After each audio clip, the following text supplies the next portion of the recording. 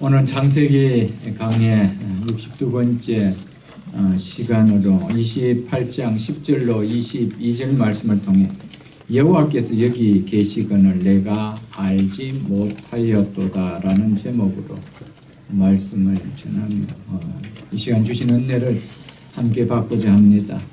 야곱은 형 에서의 자신을 죽이려는 분노를 피해서 그러면서도 그 일로 친족 중에서 자신의 아내를 얻기 위해 집을 떠나 외가가 있는 밧담 아람으로 즉 하란으로 떠납니다.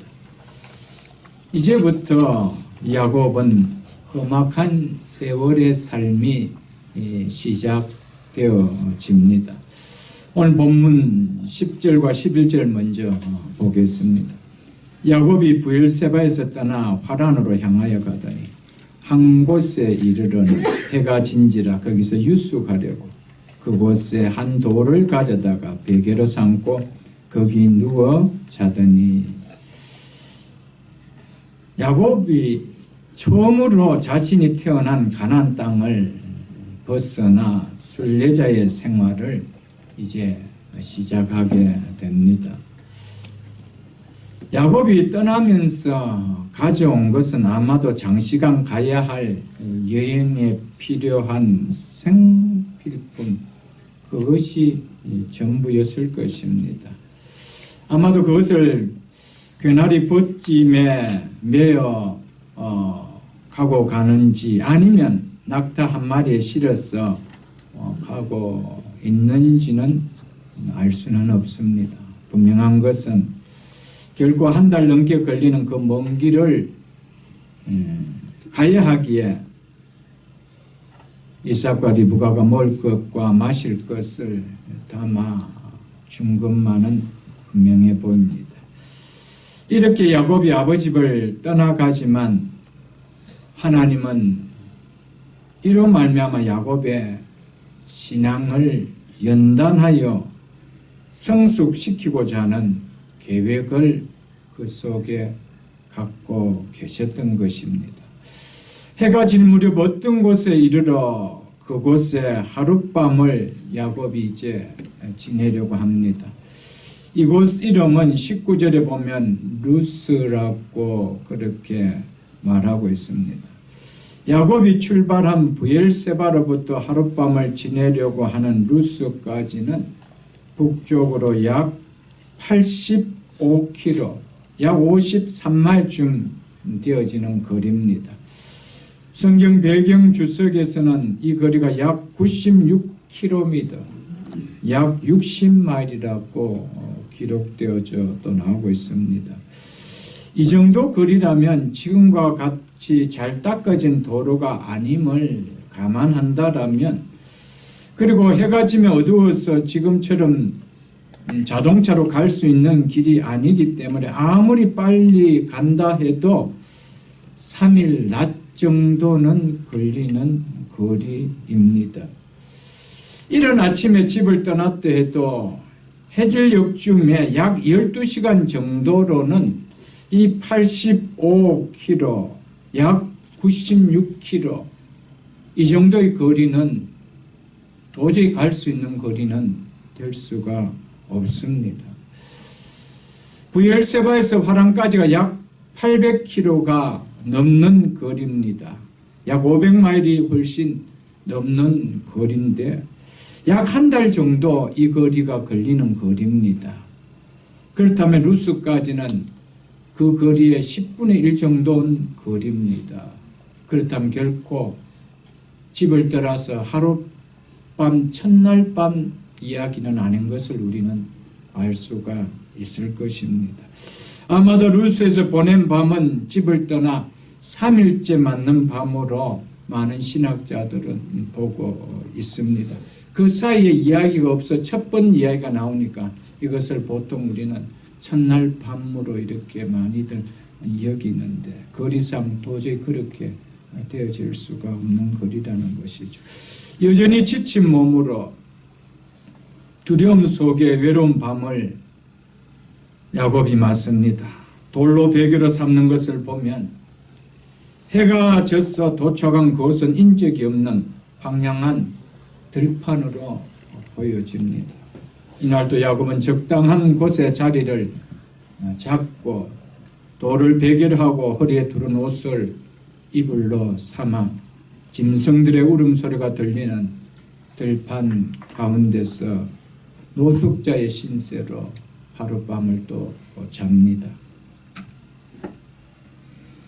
야곱은 어머니의 사랑을 받으며 장막 안에서만 거한 조용한 성품의 사람이었습니다. 이런 야곱이 집을 떠나 노숙자의 신세로 황량한 들판에서 잔다는 것은 몹시 두려움의 함께한 시간이었을 것입니다. 그리고 무사히 외삼촌 집까지 찾아갈 수 있을지도 확신이 없습니다. 앞날을 예측할 수 없는 모든 것이 불투명하게 보이는 불안 속에서 지친 몸을 달래기 위해 오늘도 그냥 잘 뿐입니다.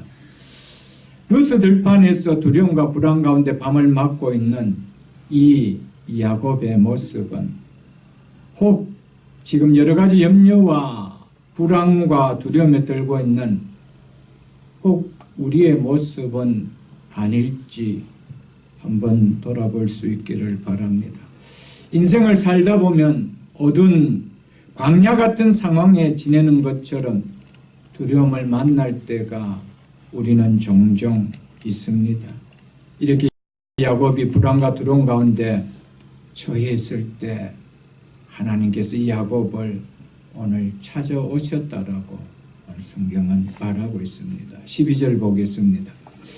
꿈에 본 적 사닥다리가 땅 위에 서 있는데 그 꼭대기가 하늘에 닿았고 또 본 적 하나님의 사자들이 그 위에 오르락내리락하고 또 본 적 여호와께서 그 위에 서서 이르시되 라고 하고 있습니다.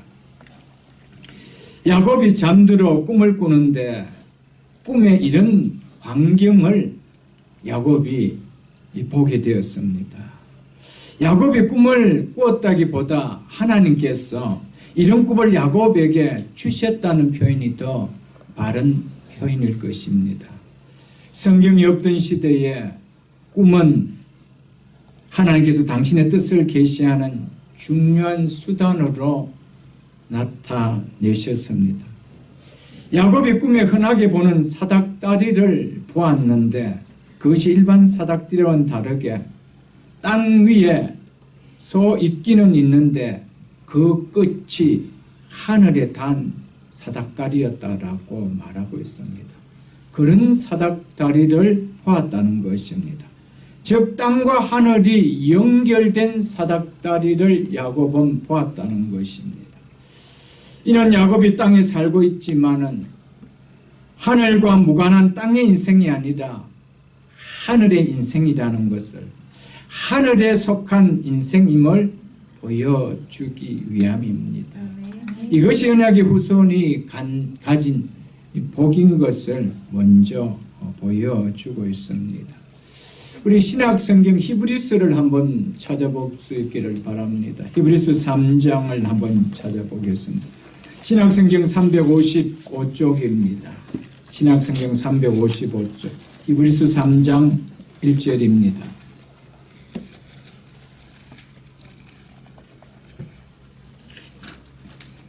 히브리서 3장 1절 제가 읽어드리겠습니다. 그러므로 함께 하늘의 부르심을 받은 거룩한 형제들아, 우리가 믿는 도리의 사도이시며 대제사장이신 예수를 깊이 생각하라. 하나님의 택함 받은 언약의 후손의 정체성을 히브리서 기자는 말해주고 있는데 그것은 바로 하늘의 부르심을 입은 자라는 것입니다. 그래서 빌립보서 3장 20절에 보면 언약의 후손인 우리를 향해서 오직 우리의 시민권은 하늘에 있는지라라고 말씀하고 있습니다. 그러므로 언약의 후손인 하나님의 백성은 하늘의 시민권을 가진 자라는 것을 우리는 잊어서는 안 됩니다. 그래서 하나님의 백성인 성도를 가리켜서 하나님의 부르심을 입은 거룩한 자들이라고 말하고 있습니다. 거룩한 자라는 것, 구별된 자라는 말입니다. 성경에서 거룩이라는 말은 구별이라는 말입니다. 성도는 죄 가운데 살다가 죄 가운데 죽는 땅에 속한 자가 결코 아니라는 것이죠.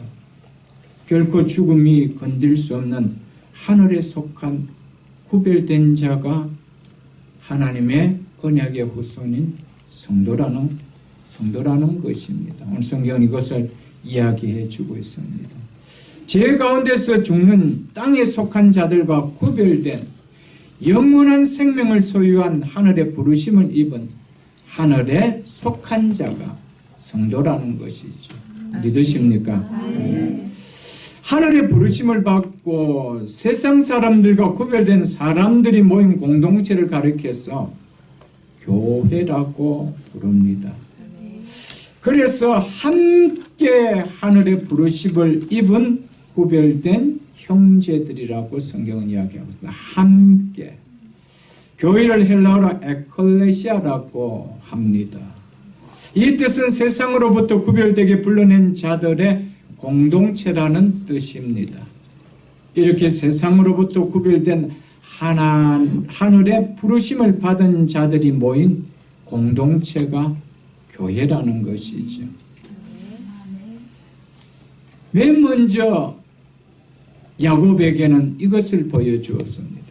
땅과 하늘이 맞닿는, 너는 땅에 속해 있지만 결코 땅의 인생이 아니라는 겁니다. 너는 하늘과 연결되어 있는 하늘에 속한 자라는 것이죠. 이것이 장자권을 받은 자의 복이라는 겁니다. 하나님의 언약의 후손들이 받아 누리는 복이 무엇인지를 우리에게 보여주고 있습니다. 우리는 히브리서에서 말씀하신 것 같이 우리는 하늘의 부르심을 받은 자들입니다. 이것이 성도의 정체성이라는 것이죠, 여러분들. 하늘의 부르심을 받은 자들이 하늘의 소망을 가지고 살아가는 이 공동체를 가리켜 교회라. 믿으십니까, 여러분? 우리는 땅에 살지만 결코 땅의 인생이 아니라는 겁니다. 그래서 우리의 시민권은 하늘에 있다라고 성경은 이야기하고 있음을 잊지 마시기를 바랍니다. 그리고 또 사닥다리 끝이 하늘에 닿았다는 것은 야곱아, 너는 결코 너 혼자 있는 존재가 아니라는 것을 이야기하고 있습니다. 하늘에 계신 하나님이 언제든지 너의 필요를 채워줄 수 있도록 달려올 수 있는 그런 관계에 속해 있는 자인 것을 보여주고 있는 것입니다. 그래서 그 다음 야곱이 본 것이 무엇입니까? 사닥다리 위에서 하나님의 사자들이 오르락 내리락 하는 광경을 보았습니다. 여기서 하나님의 사자들이라는 것은 천사들을 이야기하고 있습니다. 그리고 이어서 그 사다리 제일 위에 누가 계신 것을 보았다라고 이야기하고 있습니까? 여호와께서 서 계신 것을 야곱은 보았다라고 하고 있습니다. 야곱아, 네가 가는 그 길에 결코 너 혼자만 가는 길이 아니라는 것을 말해 주고자 보여주신 것입니다. 내가 너와 함께 있어 네가 어떤 상황 속에서도 내가 너를 지키고 도와줄 거니 두려워하지 말라라고. 그 사닥다리가 땅에서 하늘로 연결됐는데 그 땅에는 야곱이 있고 하늘에는 하나님이 서가 계시더라. 야곱과 하나님이 연결된 것을 보여주고 있습니다. 결코 너 혼자가 아니라는 것이죠. 너가 어두운 밤에 홀로 이 밤을 지내지만 결코 너 혼자 있는 것이 아니라는 거예요. 너는 나와 연결되어 있다라는 거. 이것을 보여주고 있다는 것이죠. 그래서 15절에 보면 사닥다리 위에 계신 하나님께서 야곱에게 이렇게 말씀하십니다. 내가 너와 함께 있어. 네가 어디로 가든지 내가 너를 지키며 너를 이끌어 이 땅으로 돌아오게 할지라. 내가 네게 허락한 것을 다 이루기까지 너를 떠나지 아니하리라 하신지라. 그래서 이제 이 말씀을 하신 것입니다. 야곱아, 너 결코는 혼자가 아니다. 땅에 있는 너와 하늘에 있는 내가 연결되어 있지 않느냐, 함께 있고 있지 않느냐, 이것을 보여줬다는 것이죠. 어떤 상황 속에서도 택함받은 하나님 백성은 결코 혼자가 아님을 오늘 본문을 통해서 우리에게 말씀해 주고 있는 말씀입니다. 하나님이 나와 함께 하심을 믿는 이 믿음을 내 삶 속에 온전히 누리는 것보다 축복된 믿음은 없을 것입니다. 여호와 하나님께서 한날의 미래가 보이지 않는 도망자 신세가 되어 피신해 가고 있는 야곱에게 하루하루 어떻게 지내야 할지 앞이 보이지 않는 캄캄한 인생의 밥을 맞은 것처럼 보이는 노숙하는 야곱에게 나타나셔서 하늘과 땅을 잇는 사닥다리를 통해 야곱에게 소망을 주시고 용기를 주시며 아울러 놀라운 비전을 그에게 주십니다. 13절 보십시오. 또 본적 여호와께서 그 위에 서서 이르시되 나는 여호와니 너의 조부 아브라함의 하나님이요 이삭의 하나님이라. 현 야곱의 모습은 내일이 그려지지 않는 루스 들판에서 돌을 베개로 삼고 밤을 맞는 캄캄한 어둠밖에 아닌 절망의 삶인데, 이런 야곱에게 하나님께서 나타나셔서 제일 하신 말씀이 뭡니까? 나는 여호와니 너의 조부 아브라함의 하나님이요 이삭의 하나님이라고 말씀하십니다. 조부 아브라함이 믿었고 너의 아버지 이삭이 믿은 하나님이 네가 지금 바라보고 있는 그 하나님이라는 것입니다. 내가 내 조부 아브라함과 내 아버지 이삭에게 어떻게 행하셨던 하나님인지 야곱아 너는 기억하라는 겁니다. 아멘. 얼마나 큰 소망입니까? 그는 할아버지 아브라함이 어떻게 살아왔고 어떻게 샀는지 15살까지 야곱은 보았습니다. 그리고 그 아버지 이삭이 어떻게 살아왔는지, 하나님께서 어떻게 행해 주셨는지 그가 똑똑히 야곱은 보았습니다. 비록 너가 형을 속이고 아버지를 속이고 도망자 신세가 되어 도망가고 있지만 나는 너의 하나님이라는 거예요. 아브라함과 함께 하셨던 하나님이요 이삭과 함께 했던 하나님과 동일한 너와 함께하는 하나님이라고 약속하고 있다는 것입니다. 그러면서 이렇게 말씀하십니다. 이어서 보십시오. 네가 누워있는 땅을 내가 너와 내 자손에게 주리니 14절 보십시오. 내 자손이 땅에 티끌같이 되어 네가 서쪽과 동쪽과 북쪽과 남쪽으로 퍼져갈지며 땅의 모든 족속이 너와 내 자손으로 말미암아 복을 받으리라. 아멘. 이는 이 약속은 일찍이 아브라함과 이삭에게 하신 약속과 똑같은 약속입니다. 즉 야곱 너가 너의 조부 아브라함, 너의 아버지 이삭과 이어가는 언약의 계승자임을 내가 선포한다. 이것을 지금 말씀해 주고 있는 것이죠. 내일을 생각할 수 없는 야곱에게 앞날을 예측할 수 없는 모든 것이 캄캄한 지금 밤을 맞는 것과 같은 그런 야곱에게 하나님은 이런 놀라운 비전을 주십니다.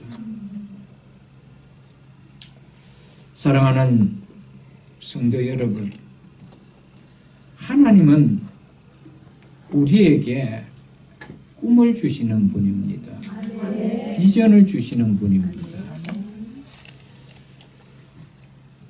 예수를 믿는데도 나는 별 꿈이 없어, 나는 별 비전이 없어 라고 한다는 것은 정말 깊이 들어가면은 정말 예수를 믿는 것이 맞을까 라는 생각이 들게 합니다. 왜냐하면 정말 예수를 믿게 되면은요, 가진 자나 가지지 못한 자나 배운 자나 배우지 못한다 할지라도 동일하게 하나님 주시는 것이 한 가지 있습니다. 그것은 성령입니다. 사도행전 그 성령은 우리에게 꿈을 주시는 분이라고 말씀하고 있습니다. 그래서 사도행전 2장 10절 7절 보면은 하나님이 말씀하시기를 말세 내가 내 영을 성령을 모든 육체에 부어주리니 너희 젊은이들은 환상을 보고 너희 늙은이들은 꿈을 꾸리라. 세상 사람들은 늙었다 하면은 꿈을 꾼다는 것은 우습게 여길 것입니다. 노망했다라고 이야기할 것입니다. 그러나 꿈꿀 수 없이 보이는 늙은이다 할지라도 예수를 믿게 되어 그 속에 성령이 임하면 꿈을 꾼다는 겁니다. 이것이 하나님의 약속입니다. 그러므로 예수를 믿으면서 인생에 꾸는 꿈이 없다라면 무언가 그것은 바른 믿음이 아닐 것입니다. 세상적인 꿈은 혹 없을지도 모를 것입니다. 그러나 예수를 믿게 되면 성령이 오시면은 예수 안에서 꾸게 하는 꿈을 반드시 갖게 되어져가 있습니다. 그 꿈은 다릅니다. 똑같이 비즈니스를 해도, 똑같이 지금까지 자녀들을 양육해도, 똑같이 지금까지 가정생활을 해도 내 속에 그 가정을 통하여, 자녀들을 통하여, 주신 기업을 통하여 다르게 보아지는, 다르게 내 속에 와닿는 꿈이 생긴다는 것이죠. 그게 반드시 있습니다. 그것이 없을 수가 없는 것이죠, 여러분들. 내가 꿈이 있는지 없는지 그것을 한 가지를 통해서 알 수 있습니다. 그것은 기도입니다. 하나님께서 우리에게 꿈을 주셨다는 것은 기도의 사람을 만드셨다는 겁니다. 왜냐하면 하나님이 주신 꿈은 내 힘으로 이룰 수 없기 때문에 반드시 하나님이 주신 꿈이기 때문에 하나님이 도와주셔야 이 꿈을 이룰 수 있다는 마음이 있기 때문에 내가 아니 그것을 두고 기도 아니할 수가 없다라는 것이죠, 여러분. 꿈이 없다는 것은 곧 기도가 없다는 말입니다. 기도가 없다는 것은 내 인생에 주를 향한 꿈이 없다는 것과 똑같은 말입니다. 섭섭하게 듣지 마십시오, 여러분. 예수를 믿게 되면요, 내 속에 배웠든 배우지 못했든, 뭘 가졌든 가졌지 못했든 그 주님을 위해서, 주의 나라를, 주의 의를 위해서 내가 어떻게 쓰임을 받을 수 있을까라는 꿈이 생겨집니다. 이게 없다라면은 예수 믿는 것이 아니죠. 내 가정이 가진 것은 없지만 어떻게 쓰임을 받을 수 있을까? 그 꿈을 갖게 됩니다. 그것은 내 현실적으로 내 힘으로 이룰 수 없으니까 하나님 앞에 무릎 꿇는 것이죠. 하나님, 내가 배우지는 못했습니다. 가진 것은 없습니다. 그러나 주의 나라와 주의 의를 위해서 하나님, 내 인생, 내 가정 한번 쓰임받고 싶습니다. 뭐가 생깁니까? 기도가 생기는 거예요.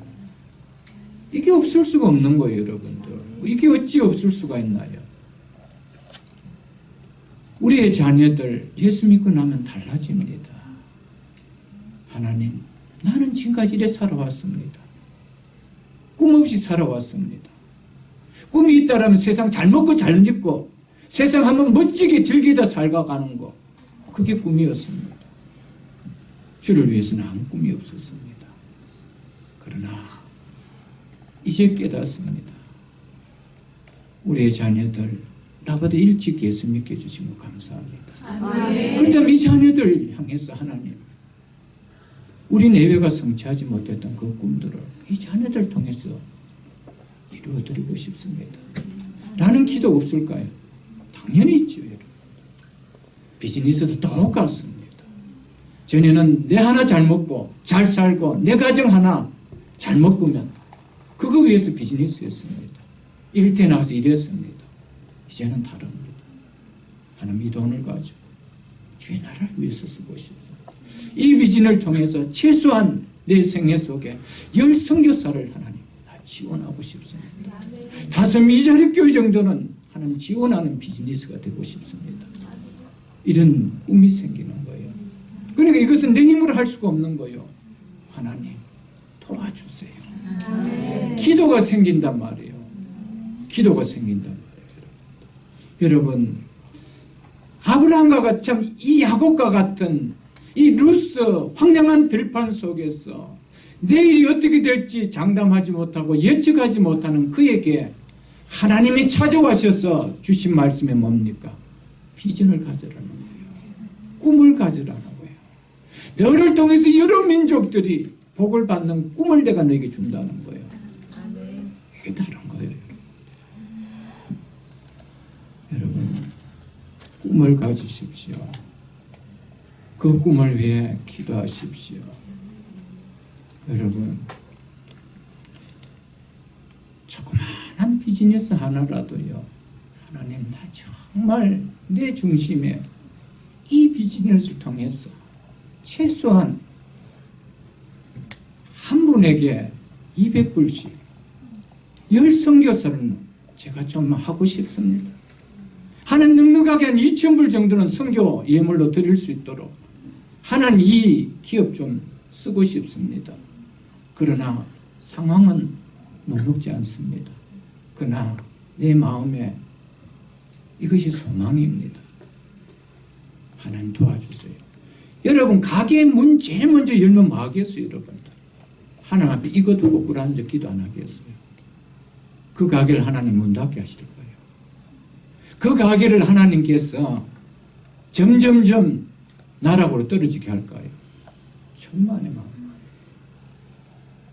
하나님은 내 마음에 합한 자를 들어서 내 뜻을 이룬다라고 분명히 말씀하셨습니다. 그런 꿈이 있다는 거예요. 그런 기도가 있다는 거예요. 비록 우리 아이가 영특해 보이지는 않지만 그러나 하나님 나라에 좀 베드로처럼 한번 쓰고 싶습니다. 쓰임받게 하고 싶습니다. 여러분, 그런 마음이 있다면 이 자녀를 위해서 정말 기도하지 않을 수가 있나요, 여러분들? 다르지요. 여러분, 이것이 다른 거예요. 예수 믿으면 반드시 꿈이 생깁니다. 아멘. 이것을 성경에서는 이야기하고 있습니다. 내 성령을, 내 영을 모든 육체에게 부어주리니 너희 늙은이들도 꿈을 꾸리라. 그런데 어찌 우리가 꿈을 안 꿀 수 있어요? 여러분, 절대로 세상 욕심 꿈꾸지 마십시오. 하나님 이렇게 해주면 하겠습니다. 죽었다 깨도 못합니다. 그것은. 주면 줄수록 주 앞에 드리는 것은 더 아깝습니다. 왜냐하면 양이 이제 많아졌기 때문에. 지금부터 시작하십시오. 내가 한 손님을 만들 때 하나님 1%나 혹은 5%나 주의 나라를 위하여 내가 쓰겠습니다. 구별하십시오. 그게 다릅니다, 여러분. 하나님 하늘에서 보따리 부어주시면 제가 할게요. 하나님은 그런데 썩는 분 아니에요, 여러분. 그래서 먼저 그의 나라와 그의 의를 구하라. 그리하면 이 모든 것을 너에게 더해 주시리라. 여러분, 이런 꿈이 있기를 주의 이름으로 축복합니다. 이것이 예수 믿는 거고요.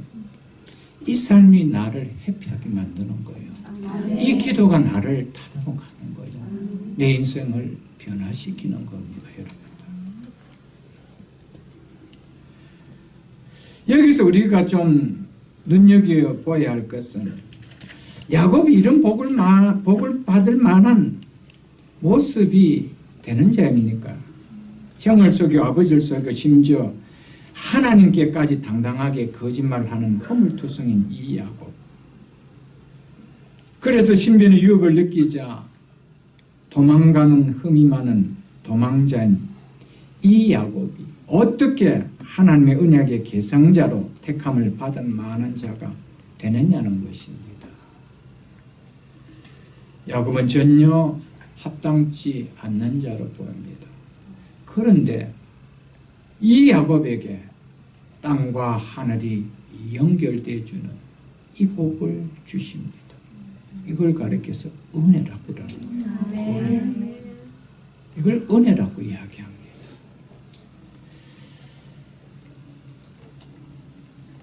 이것은 오늘 우리에게도 마찬가지입니다. 우리가 하나님의 구원받을 만한 자격이 있나요? 하나님과 나와 함께하는 임마누엘의 은혜를 받을 만한 이런 모습이 있나요? 이런 구원의 복을 누리는 영원한 가나안의 천국의 복을 누리는 하나님의 자녀로 택함받을 만한 그런 모습이 있나요? 우리 가운데 단 한 사람도 그런 사람은 없습니다. 야곱과 조금도 다를 것이 없는 우리일 것입니다. 그런 우리를 하나님의 언약의 후손으로 하나님의 자녀로 삼아주신 것은 전적으로 하나님의 은혜임을 이야기해 주고 있습니다. 이것을 구원이라고 이야기합니다. 구원은 하나님의 일방적인 은혜가 아니면 누릴 수 없는 선물인 것이죠. 그러나 분명히 우리가 알아야 될 것은 그렇다면 우리가 야곱같이 마음대로 속이는 자의 인생으로 살아도 괜찮다는 것일까? 그렇지 않다는 것입니다. 이제 보시면 알겠지만은 하나님은 이 야곱을 언약의 계승자답게 다듬어 가십니다. 구원받은 하나님의 자녀답게 하나님은 다듬어 가신다는 것이죠. 이것이 구원입니다. 하나님 우리에게 구원을 주시고 거기에 걸맞는 모습으로 다듬어 가시는 것이 구원입니다. 나는 아무리 마음대로 살고 싶어도 구원을 주신 그분이 결코 그렇게 내버려 두지 않는 것이 구원이라는 것입니다. 그 사실을 깨달아야 됩니다. 하나님 우리를 구원하셨으면 끝까지 구원을 이루어 가십니다. 결코 중도에 우리의 어떤 모습 때문에도 버리지 않습니다. 단 우리를 다듬어 가실 뿐입니다. 버리는 일은 없다라는 것이죠.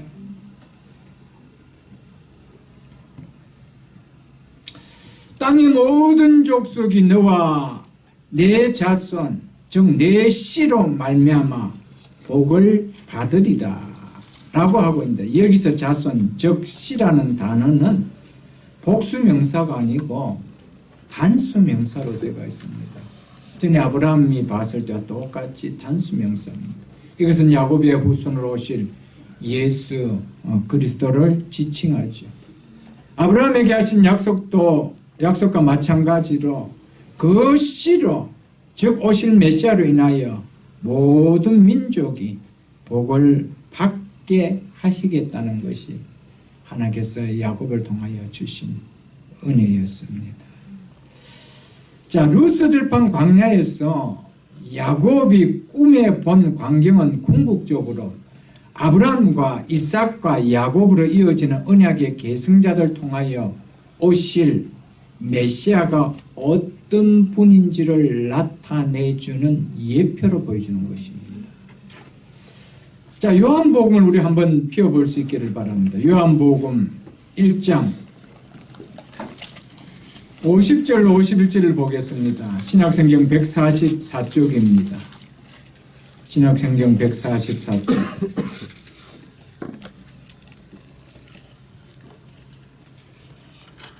요한복음 1장 50절로 51절로 제가 읽어드리겠습니다.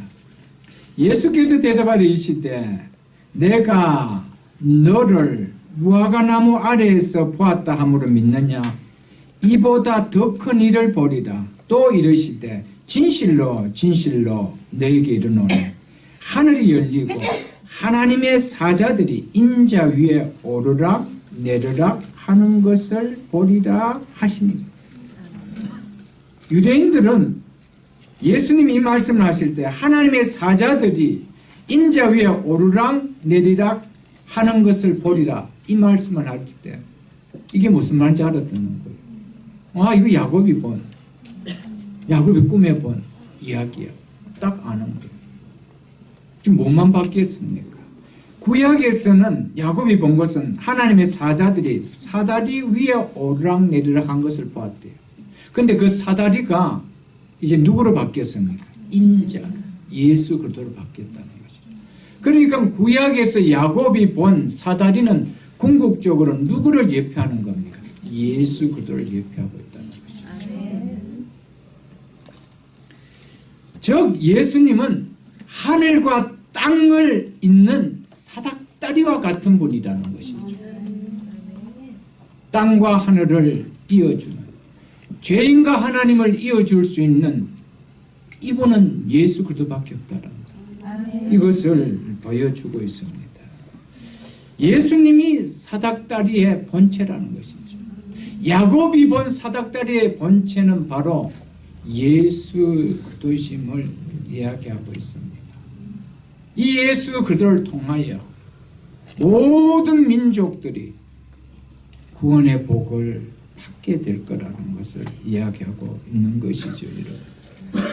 이 사닥다리를 통하지 아니하고 이 사닥다리 대신 예수 그리스도를 통하지 않고 죄인이 하나님께로 영원한 생명을 누리는 천국으로는 갈 수 없다라는 것을 성경은 얘기해 주고 있는 사건이 바로 요한복음 1장의 이 이야기입니다. 그래서 요한복음 14장 6절에서 보면 예수님께서 내가 곧 길이요 진리요 생명이니 나로 말미암지 않고는 아버지께로 올 자가 없느니라고 친히 말씀해 주셨습니다. 자신이 바로 하나님 아버지께로 사다리 위에 서 계시는 하나님 아버지께로 인도할 유일한 길이라고 말씀하고 있습니다. 그래서 사도행전 4장 12절에 다른 이로서는 구원을 받을 수 없나니 천하 사람들 중에 구원받을 만한 다른 이름을 우리에게 주신 일이 없다라고 성경은 말씀하고 있습니다. 요한복음 10장 9절에 예수께서는 내가 문이니 누구든지 나로 말미암아 들어가면 구원을 받으리라고 말씀을 했습니다. 예수님 자신 내가 문이라는 거예요. 하늘을 통하는 문, 아버지께로 나갈 수 있는 그 문은 예수 그리스도 외에는 없습니다. 그래서 나로 말미암아 들어가면, 내가 문이니 나로 말미암아 들어가면 구원을 받으리라고 주님은 지금 말씀했습니다. 이것이 구원입니다. 구원은 땅과 하늘을 연결시키는 사닥다리가 구원입니다. 예수를 떠나서는 우리에게 구원이 있을 수가 없다라는 것을 보여주고 있습니다. 땅의 인생이 이 사닥다리를 통해서 하늘의 인생이 되는 거, 이게 구원입니다. 믿으십니까? 그래서 하늘의 부르심을 받은 거룩한 형제들이라고 우리를 향해서 그렇게 말씀하신 것이죠. 그런데 하늘을 올라가는 이 사닥다리를 얻는데 야곱이 한 게 뭐 하나 있나요? 그 사다리를 얻는데 나무 하나 주워왔나요? 멋질 하나 한 것이 있나요? 없었습니다. 온전히 하나님께서 아브라함에게, 참 야곱에게 그냥 내려다 주신 것밖에 아닙니다. 이게 구원입니다. 아멘. 구원에는 우리 무엇 하나 보태는 것이 없는 거예요. 우리가 무엇을 하지 않았습니까? 없는 거예요. 믿으십니까? 구원은 전적 하나님께서 우리에게 주시는 것이죠. 그렇기 때문에 그 구원을 하나님께서 주셨다면 결코 그 사다리를 올라타고 가는데 중간에 밀어뜨리는 없다라는 것이죠. 죽었다 깨도 없습니다. 이것은. 왜냐? 하나님이 우리에게 주셨기 때문에. 우리는 믿음으로 그 발을 밟고 가기만 하면 되는 거예요. 그것이 구원인 것을 오늘 우리를 통해서 보여주고 있습니다. 이 땅에서 하늘과 땅을 연결시켜주는 이 하나님의 은혜를 체험하는 것이 장자권을 가진 자만이 누릴 수 있는 복인 것을 야곱을 통해 보여주고 있습니다. 아무것도 가진 것 없습니다. 개나리 보침 하나 달랑맨 것밖에 없습니다. 그런 야곱이지만 그 속에 장자권이 있기 때문에 이 복을 주신 것입니다. 여러분과 저에게 무엇이 있었기 때문에가 아니었습니다. 여러분과 저를 하나님께서 특별히 사랑해 주셨어요. 하나님의 자녀로 불러주셨기에 땅과 하늘을 연결시키는 땅의 인생님에도 불구하고 하늘의 인생이 되게 해주신 이 은혜를 하나님께서 값없이 주셨다는 것이죠. 얼마나 크고 놀랍습니까, 여러분? 비록 돌베개를 베고 잘만큼 야곱에게는 초라하게 보이는 삶이었지만 언약의 후손 하나님의 자대된 자가 누리는 복은 하늘과 땅을 연결하는 그 사다리를 내 삶 속에 맛보는 이 복을 누린다는 것이죠. 야곱처럼 아무리 캄캄해 보이는 상황이라도 하늘 문이 열리는 이 복을 맛본 자는 이 하나님의 언약의 후손이 된 하나님의 택한 백성인 것을 내가 깨닫게 된 자는 이 땅을 살아갈 때 소망이 있는 거예요. 결코 절망할 수 없는 소망이 있는 거예요. 그래서 고린도후서 4장을 한번 펴보십시오. 신약성경 290쪽입니다. 신약성경 290쪽 고린도후서 4장 7절에서 9절 말씀을 제가 읽어드리겠습니다. 우리가 이 보배는 예수 그리스도를 이야기합니다. 우리에게 주신 예수 그리스도를 말미암아 우리에게 주신 영원한 생명 구원을 이야기합니다. 이 보배를 질그릇에 가졌으니 보잘것없는 질그릇은 가장 보잘것없는 것을 이야기합니다. 이런 보잘것없는 우리에게 주셨대요. 왜 그랬대요?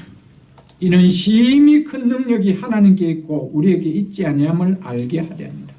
심히 큰 능력이 우리에게 나온 것이 아니라 오직 하나님께로부터 나온 것임을 알게 하기 위해서 질그릇 같은 너희 인생에게 이 보화를 주셨다는 것이죠. 우리가 예수 믿으면서요, 정말 나는 야곱과 같이 보잘것없는 인생이다. 절망할 수밖에 없고 한치 앞을 내다볼 수 없는 이런 인생인데 라는 깨달음이 있기 전까지는 예수 그리스도가 보화로 여겨지지 않습니다. 조금 돈이 있고 조금 배운 것도 있고 조금 그래도 세상에 매너가 좀 있고 교양이 있고 내 가진 것이 좀 있다라고 포장하는 사람에게는 결코 예수 그리스도가 구원이 영원한 생명이 보화로 느껴지지 않습니다. 보화는 내가 하자는 질그릇같이 느껴지는 자에게 와닿는 거예요. 믿으십니까? 그런 자에게 어떤 이야기를 하고 이제 8절을 보십시오. 우리가 누굽니까? 이 보화를 가진 자지요. 이 구원의 생명을, 이 예수 그리스도, 이 사다리의 이 축복의 은혜를 가진 자죠. 우리가 사방으로 우기에 쌓임을 당하여도 쌓이지 아니하며 답답한 일을 당하여도 낙심하지 아니하며 박해를 받아도 버림받지 아니하며 거꾸로 뜨림을 당하여도 망하지 아니하고 믿으십니까? 소망을 가진 자는 달라요. 무너뜨려질 수가 없는 거예요. 왜 예수 믿으면서도 절망하고 좌절하고 인생 다 살은 것 같이 그렇게 삽니까? 예수 그리스도를 통한 소망을 내가 보지 못했기 때문에, 쉽게 이야기하면 예수 그리스도를 만나지 못했기 때문에 이 은혜를 맛본 자는요 이렇게 살 수밖에 없습니다. 사방으로 오기성을 당해도 쌓이지 않는 삶을 삽니다. 왜냐하면 하늘 문은 열려있기 때문에. 믿으십니까 여러분? 그러면서 사다리 위에 서 계신 하나님께서 야곱에게 이렇게 또 약속의 말씀을 주십니다. 15절 보십시오. 내가 너와 함께 있어 네가 어디로 가든지 너를 지키며 너를 이끌어 이 땅으로 돌아오게 할지라. 내가 네게 허락한 것을 다 이루기까지 너를 떠나지 아니하리라 하신지라. 내가 너와 함께 있어 네가 어디로 가든지 즉 무엇을 하든지 내가 너를 지키며. 지금 야곱에게 이 말씀보다 위로가 되고 힘이 되고 소망이 되어지는 복이 있을까요 여러분들? 믿는 성도에게 이 말씀보다 위로가 되고 힘이 되고 소망이 되는 말씀이 있을까요 여러분들? 내가 너와 함께 있어 어디로 가든지 네가 무엇을 하든지 내가 너를 지키겠다. 여러분 이 말씀보다 우리에게 은혜의 말씀이 있을까요? 없습니다. 성경은 보면요 항상 두려움 가운데 놓인 당신의 백성들에게 하시는 말씀이 있습니다. 시작이 있습니다. 두려워하지 말라. 부엘세바로 떠나는 이삭에게 주님이 찾아와서 그가 뭐라고 얘기하셨습니까? 하나님께서 이삭아 두려워하지 말라. 내가 너와 함께 있어. 내가 너에게 복을 주겠다. 이것이었습니다. 모세가 죽고 이제 이 수많은 이스라엘 백성들을 이끌고 요단강을 건너 가나안 땅에 들어가야 할 새 지도자로 세움받은 여호수아, 얼마나 두려움이 많았겠습니까? 그런 여호수아에게 여호수아 1장 5절에 보면 이렇게 하나님께서 말씀하십니다. 너의 평생에 너를 능히 대적할 자가 없으니 내가 모세와 함께 있었던 것 같이 너와 함께 있을 것입니다. 내가 너를 떠나지 아니하며 버리지 아니하리니 강하고 담대하라. 믿으십니까 여러분? 하나님 항상 두려움에 놓여 있는 당신의 백성들에게 첫 마디가 내가 너와 함께 있어. 그래서 두려워하지 말라는 겁니다. 9절에도 보면 내가 내게 명한 것이 아니냐 강하고 담대하라. 두려워하지 말며 놀라지 말라. 네가 어디로 가든지 내 하나님 여호와가 너와 함께 하느니라. 아멘. 믿으십니까 여러분? 아멘. 이사야서 43장 한번 펴보십시오. 구약성경 1019쪽입니다. 이사야서 43장 1019쪽입니다. 1절로 3절을 보면 하나님께서 이스라엘을 통하여 이스라엘 백성들이 이렇게 말씀합니다. 야곱아, 이 야곱은 한 사람 개인을 칭하는 말이 아니고 이스라엘의 옛 이름이 야곱 아닙니까? 그래서 이스라엘을 칭하는 이야기입니다. 야곱아, 너를 창조하신 여호와께서 지금 말씀하시는다. 이스라엘아, 너를 지으신 이가 말씀한다. 너는 두려워하지 말라. 내가 너를 구속하였고 내가 너를 지명하여 불렀나니 너는 내 것이다. 너가 물 가운데 지날 때에 내가 너와 함께 할 것이다. 강을 건널 때 물이 너를 침몰치 못할 것이며 불 가운데 지날 때도 타지 아니할 것이다. 불꽃이 너를 사르지 못하리니 대저 나는 여호와 내 하나님이요 이스라엘의 거룩한 이요 내 구원자이다. 이런 하나님이 내가 너와 함께 할 것이니 너는 두려워하지 말라라는 거예요. 네가 바빌론으로 포로로 끌려간다 할지라도 그곳에서 내가 너와 함께 하리니 두려워하지 말라라는 거예요. 믿으십니까 여러분? 혹 여러분의 상황 속에 야곱처럼 내일 한치 앞을 예측할 수 없는 그런 상황 속에 지내고 계시는 분이 있습니까? 불안 가운데 두려움에 있는 우리의 성도님 계십니까? 오늘 야곱을 통하여 내가 너와 함께 하겠다. 어디를 가든지 내가 너를 지키겠다는 것. 내가 너에게 약속한 것을 다 이루기까지 내가 너를 떠나지 않겠다. 이 약속을 하나님이 내게 개인적으로 나에게 주신 말씀으로 이 시간 받을 수 있기를 주 이름으로 축복합니다. 아멘. 네가 어디로 가든지 너를 지키며 너를 이끌어 이 땅으로 돌아오게 할지라.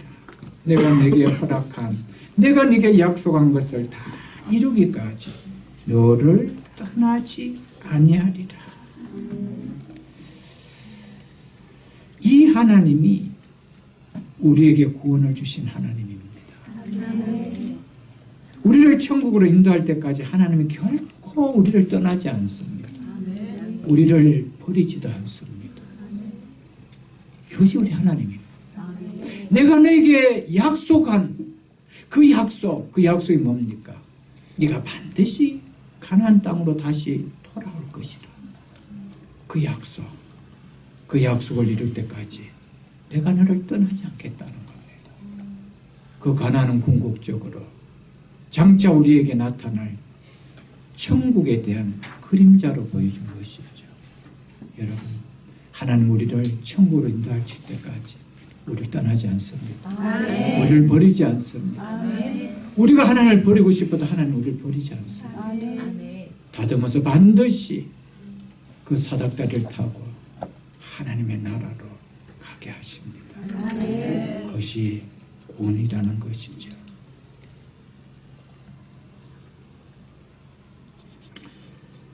16절을 보십시오. 야곱이 잠이 깨어 이르되 여호와께서 과연 저 분명히 여기 계시거늘 내가 알지 못하였도다. 야곱은 고향 집을 떠날 때 분명 자기 혼자 떠나온 것이라고 생각했습니다. 그래서 그 떠나온 걸음에 그런 두려움이 있었습니다. 그걸 아시고 하나님은 야곱에게 두려워하지 말라라고 하신 것이죠. 야곱은 결국 이제 자기 자신이 혼자가 아님을 깨달았습니다. 어떤 상황, 어떤 환경에서도 하나님은 나와 함께 하심을 야곱은 깨달았습니다. 야곱이 조부 아브라함으로부터 부친 이삭으로부터 말로만 듣고 배운 하나님을 이 시간 가장 절망의 순간, 좌절할 수밖에 없는 인생의 캄캄한 밤에 하나님을 만나고 나니 그는 달라졌습니다. 머리로 이해했던 하나님이 아니었습니다. 산 가운데 아브라함은 인격적으로 그 하나님을 체험했습니다. 하나님을 그냥 머리로 거두기며 믿는 것하고 인격적인 깨달음으로 체험하는 것은요, 그것은 하늘과 땅의 차이입니다. 인격적으로 하나님을 만났다는 것은 머리를 끄덕이며 말씀을 받는 것이 아닙니다. 말씀이 가슴으로 반응하는 것이 하나님을 인격적으로 만나는 것입니다. 인격적인 만남은 반드시 가슴이 반응합니다. 그러나 사무적인 만남은요, 절대로 가슴이 반응하지 않습니다. 그냥 머리로 끄덕이면 됩니다. 그게 사무적인 만남이죠. 여러분, 아무리 교회 출석이 길다 할더라도요, 하나님을 사무적으로 만나면 의무적으로 참여하면 그냥 육적인 귀로 들으면요, 절대로 가슴이 반응할 수가 없는 거예요. 가슴의 반응은 야곱처럼 인격적인 하나님을 만날 때입니다. 아멘. 그럴 때 가슴이 뛰는 거예요. 가슴이 삶이 반응하게 되어져 있는 것이죠, 여러분들. 말씀을 떠나서는 절대 우리는 하나님 만날 수가 없습니다. 인격적인 하나님은 말씀을 통해서 만나지 무슨 환상을 통해서 만나는 거 아닙니다.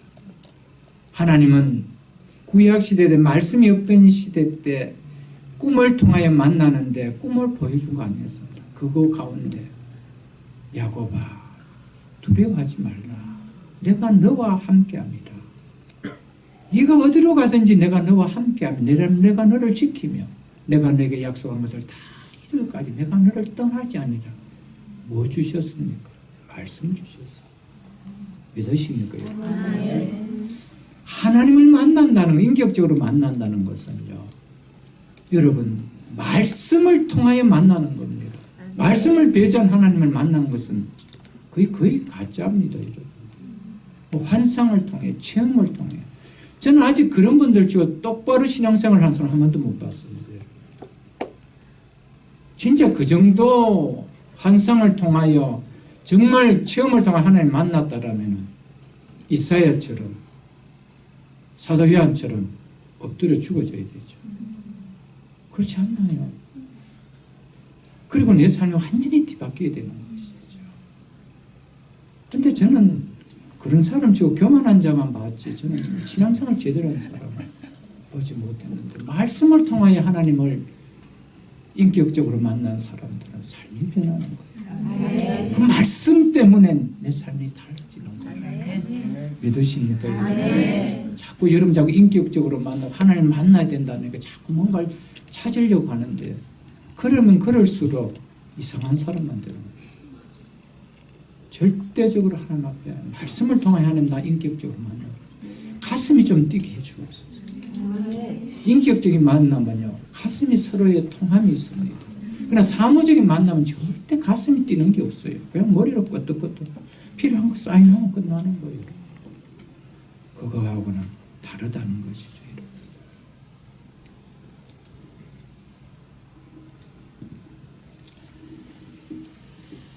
말씀으로 하나님이 나와 함께 하신다는 임마누엘의 믿음을 깨닫고 있는데 야곱처럼 일상의 삶의 속에서는 하나님이 나와 함께 하신다는 것을 송두리째 깡그리째 잊어버리고 사는 것이 현대 우리의 모습이라 저는 생각됩니다. 여러분 하나님이 우리와 함께 하심을 안 믿는 사람 누가 있습니까? 성경을 통해서 다 보고 배웠기 때문에 머리로서는 동의하고 다 받아들이는데 근데 내 삶의 속에서 그 하나님이 나와 함께 한다는 것이 전혀 와닿지도 않고 그것이 내 삶의 믿음으로 화답으로 나타나지 않는다는 거예요. 표현되지 않는다는 겁니다. 그것이 문제라는 것이죠. 그래서 야곱이 하는 얘기가 뭡니까? 여호와께서 분명 여기 계셨거늘 내가 알지 못하였다. 내가 알지 못했다. 여러분 인격적인 하나님 만나기 전까지는 진짜 알 수 없는 거예요. 그러니까 그 알미 그냥 집에 걸려있는 하나의 성구로는 존재할지는 모를 겁니다. 그러나 그 삶이 내 삶 속에 반응해서 하나님이 나와 함께하고 있기 때문에 내가 왜 여기서 좌절하지? 이런 믿음의 반응은 안 일어난다는 것이죠. 믿으십니까 여러분? 내가 알지 못하였다. 이거보다 답답한 일이 어딨겠어요 여러분들. 다 알고 살아야 되는 것이 너무나 당연한데 내가 알지 못하였다는 거예요. 지금 이때 야곱의 나이가 77세입니다. 태어나면서부터 할례를 받았던 하나님을 알았던 그가 내가 알지 못했다고 고백했다는 사실입니다. 여러분과 저의 삶 속에 신앙생활의 횟수가 얼마입니까? 오늘 얼마나 하나님 알고 계십니까? 얼마나 인격적으로 내 삶 속에서 그 알고 있는 하나님을 적용하며 믿음으로 반응하며 살아가고 있습니까? 시편 121편 3절에서 6절에 보면 여호와께서 너를 실족하지 아니하게 하시며 너를 지키시는 이가 졸지 아니하시리로다. 이스라엘을 지키시는 졸지도 아니하시고 주무시도 아니하시리로다. 여호와는 너를 지키시는 이시라.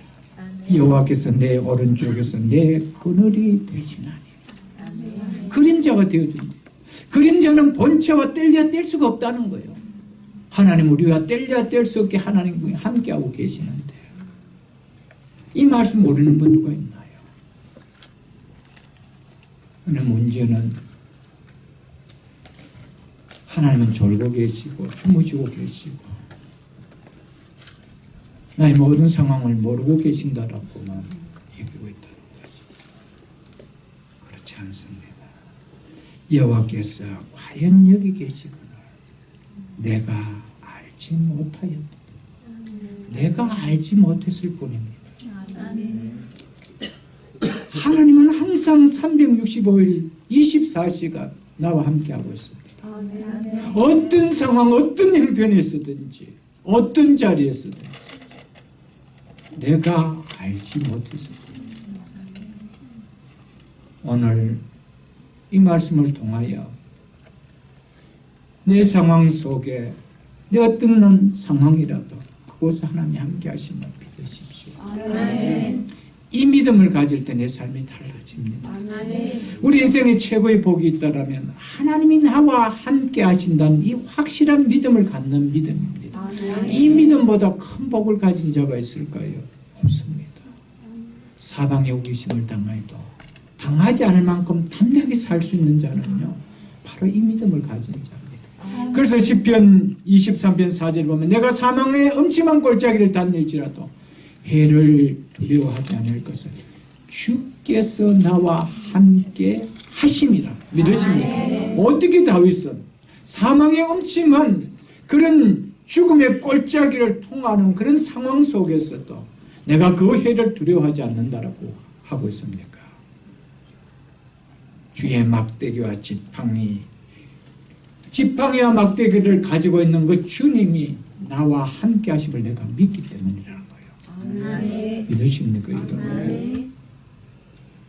여러분과 제 삶 속에 오늘 야곱과 같이 여호와께서 과연 여기에 계셨거늘 내가 알지 못하였다라는 이 고백이 있다라면 이제는 야곱처럼 이제는 내가 알겠습니다 라는 고백이 있고 이 믿음을 가지고 살아갈 수 있기를 주의 이름으로 축복합니다.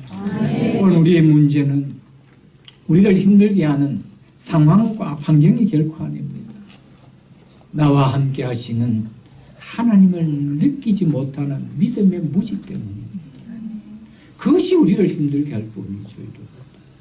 정말 전능하신 하나님이 나와 함께 하심을 믿는다라면 그 상황, 그 환경은 도리어 나를 축복해 하시는 도구가 됨을 믿고 감사함의 소망을 가지고 일어설 수가 있는 것이죠. 17절을 보십시오. 이에 두려워하며 이르되 두렵도다 이것이요 이것은 다름 아닌 하나님의 집이요 이는 하늘의 문이로다. 즉 하늘로 들어가는 통로가 바로 이 문이라는 것이죠. 지금 이곳에는 하나님이 나와 함께 하심을 깨달은 야곱이 깨어 한 고백이 바로 이 고백이었습니다. 첫 고백이 무엇입니까? 두렵도다 이곳이요. 우리가 여기서 하나 깨달을 수 있는 것은요, 정말 하나님이 내 현장 속에 함께하고 있음을 믿는다라면요, 두렵다라는 생각이 아니 들 수가 없습니다. 이 두렵다는 표현은 무섭다는 표현하고 다릅니다. 거룩한 경외감을 드러내는 표현입니다. 거룩한 경외감. 하나님은 피조물이 아닙니다. 하나님은 창조주십니다. 그 하나님이 나와 함께 하심을 내가 믿는다라면요, 그 하나님에 대한 첫 반응은 두렵다는 거예요. 경외한다는 거예요. 내가 하나님을 경외합니다.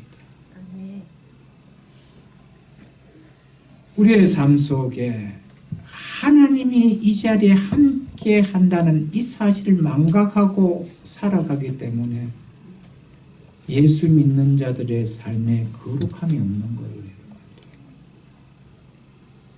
왜 예수 믿는 사람이 세상의 빛과 소금이 되지 못하고 살아갑니까? 내가 있는 그 현장에 하나님이 여기에도 계신다는 인식이 없는 거예요. 그러니까 똑같이 속이고 똑같이 거짓말하고 똑같이 죄지고 그러는 것이죠. 두렵도다 이곳이요.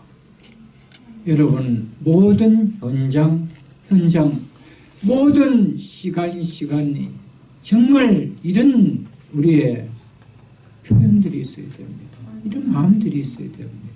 그럴 때 우리는 호람되어 신앙으로 살아갑니다. 하나님 앞에서 살아갑니다. 이것이 다르죠, 여러분. 특별히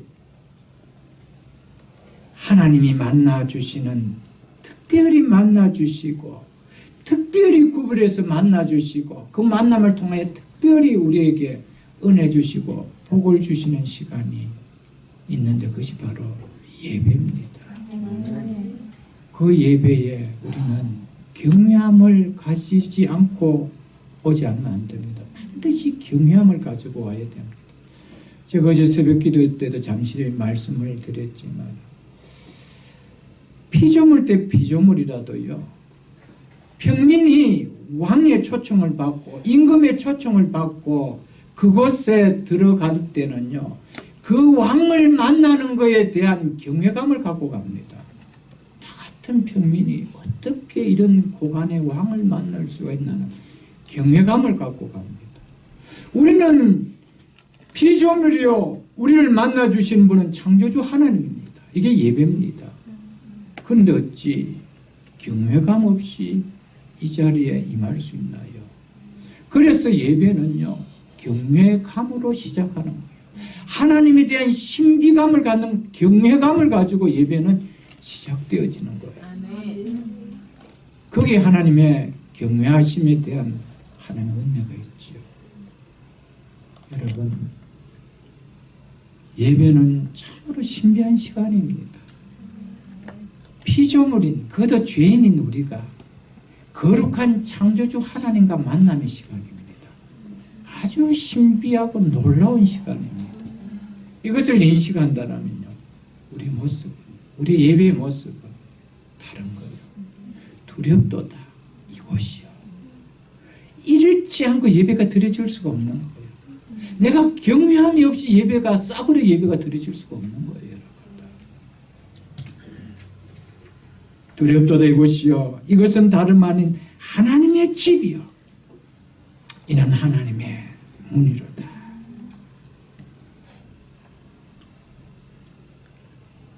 정말 야곱은 대단한 신앙 고백을 지금 하고 있는 겁니다. 하나님의 집이요, 하늘의 문이로다. 정확하게 관통하고 있는 거예요. 신약에 오면은 사도 바울은 교회를 가리켜서 하나님의 집이라고 그랬어요. 여러분, 교회는 하나님의 나라로 들어갈 수 있는 통로입니다. 믿으십니까? 하늘의 문입니다. 하늘의 은혜가 쏟아지는 문이 있는 것이 교회입니다. 여러분. 교회는 참으로 신비하고 놀라운 것이죠. 여러분은 하나님의 교회, 하나님의 집, 두려움을 가지고 경외함을 가지고 우리는 임해야 되지. 이 교회를 무슨 세상, 무슨 라이온스 클럽 같이 그렇게 여기고 그렇게 우리가 생활해서는 결코 안 된다는 사실을 우리는 꼭 기억해야 됩니다, 여러분.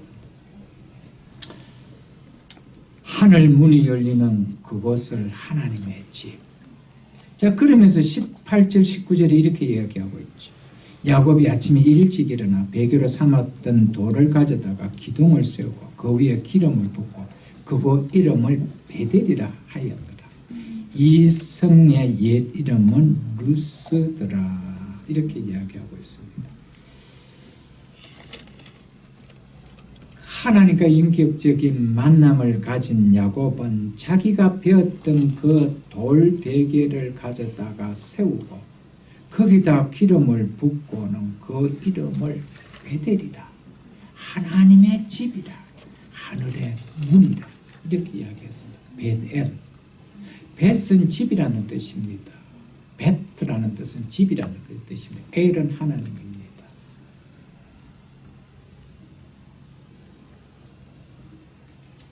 야곱이 하나님의 은혜를 깨닫고 나서 첫 보인 반응이 뭡니까? 돌을 세우고 거기에 기름을 부었다는 것은 예배 행위를 이야기합니다. 그리고 그것을 하나님의 전이라, 예배하는 곳이라, 하나님의 임재에서 예배를 받는 곳이라 이렇게 선포했다는 겁니다. 자, 여기서 우리가 하나 깨달을 수 있는 것은요, 하나님의 은혜를 깨닫는 자의 드러나는 가장 첫 번째 특징은 마음을 다해 예배한다는 거예요. 이 기름은 어떻게 보면은 야곱이 순례자 길을 걸어가면서 그 이삭과 리브가가 그에게 준 가장 소중한 것인지 모르겠습니다. 얼마든지 팔아서 너가 필요할 때 쓰라고 준 건지 모르겠습니다. 그런데 그것을 그 배웠던 돌을 세우고 거기에 그 기름을 부었다는 거예요. 무엇을 이야기합니까? 하나님의 은혜를 받은 자의 나타나는 표현은 예배의 진실함을 드러낸다는 거예요. 마음을 다하고 뜻을 다하고 있다는 거죠. 왜 우리가 예배의 진정한 모습을 드러내지 못합니까? 오늘 본문을 통해서 본다라면 은혜를 체험하지 못했다는 거 아니에요? 여러분에게 우리 각자에게 한번 물어보겠습니다. 여러분이 언제 예배가 달라졌습니까? 언제부터 전과 다른 예배드림이 되어졌습니까? 그것은 제가 확신한다라면 은혜를 깨닫고 났을 겁니다. 말씀을 통하여 하나님의 은혜가 얼마나 귀하다는 것을 깨닫고 나서부터 달라진 것이 있다면 그것은 바로 예배였을 것입니다. 예배는 은혜를 깨닫기 전까지는 별로 그렇게 달라질 것은 없을 것입니다.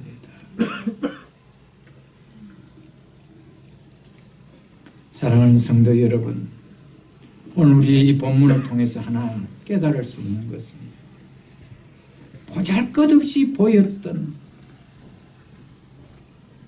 하룻밤 돌 베개로 베고 버려도 아까울 것이 없는 그 돌이 성전의 기둥이 될 수 있다는 사실입니다. 믿으십니까? 버려도 아까울 수 없는 이 야곱의 인생, 마치 하룻밤 자다고 버려질 돌 베개와 같은 이런 야곱의 인생이 하나님의 나라에 12지파를 세우며 이스라엘을 태동케 하는 하나님 나라의 기둥같이 세워진다는 것을 이야기해주고 있습니다. 여러분과 제가 야곱처럼 보잘것없는 삶이라 하더라도 하나님의 전에 기둥같이 쓰일 것을 꿈꾸십시오. 아멘. 그리고 기름을 부었다는 것은 구별했다는 겁니다. 거룩하게 구별했다는 거예요. 다른 것과 구별했다는 거예요. 그래서 구약에서 구별된 것에는 기름을 발랐습니다. 여러분, 구별되게 사십시오. 하나님은 여러분들을 반드시 주의 나라의 기둥같이 사용하실 것입니다. 쓸 것입니다.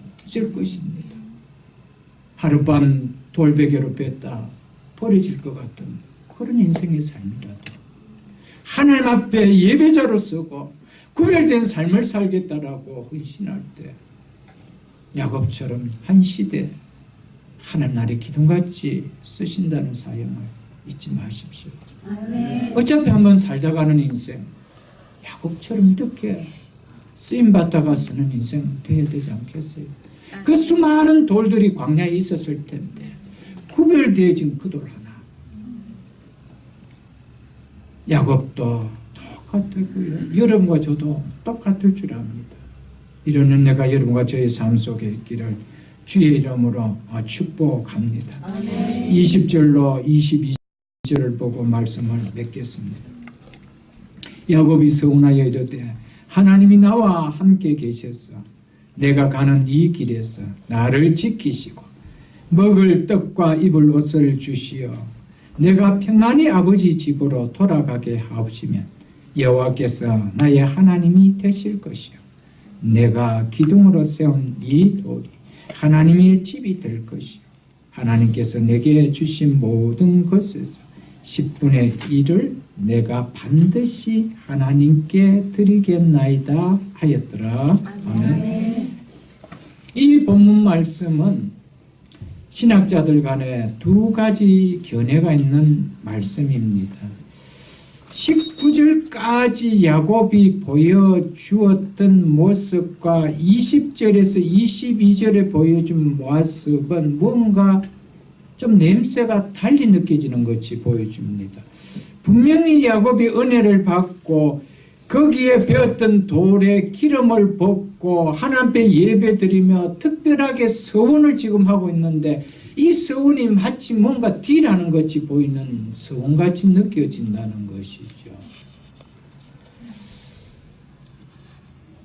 그래서 이 본문을 가지고 야곱은 하나님 앞에서 그 순간만큼은 절대적으로 고백을 그렇게 했지만은 아직도 믿음이 없어서 이렇게 딜할 수밖에 없는 정도의 믿음이었다라고 하는 신학자들이 있습니다. 그래서 하나님께서 이 야곱을 깨뜨리기 위해서 20년이라는 세월을 하나님께서 깨뜨리셨다라고 이야기를 합니다. 저도 거기에 절대적으로 공감을 합니다. 그래서 우리도 하나님 앞에 이런 어떤 예수를 믿으면서도 은혜 없는 자처럼 야곱처럼 이런 우리의 필요를 하나님 앞에 간구할 때가 많다라는 이야기를 할 수가 있죠. 물론 그렇게 이야기도 할 수가 있을 것입니다. 근데 저는 켈빈의 견해를 좀 따르고 싶습니다. 켈빈은 야곱의 이 서원은 하나님의 인도와 보호하심에 대한 감사와 헌신의 표시로 서원한 것이라고 그렇게 말씀했습니다. 그래서 만일